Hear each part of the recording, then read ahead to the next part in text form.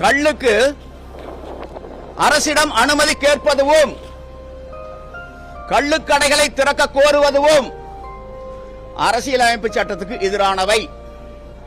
இவை இரண்டுமே புரிதலின்மையினுடைய வெளிப்பாடுகளே ஆகும். எதற்காக தமிழ்நாடு அரசிடம் அனுமதி கேட்க வேண்டும்?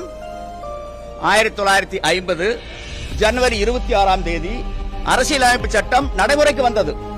அந்த சட்டம் கொடுத்திருக்கும் உணவு தேடும் உரிமைதான் கள் இறக்குவதும் பருகுவதும்.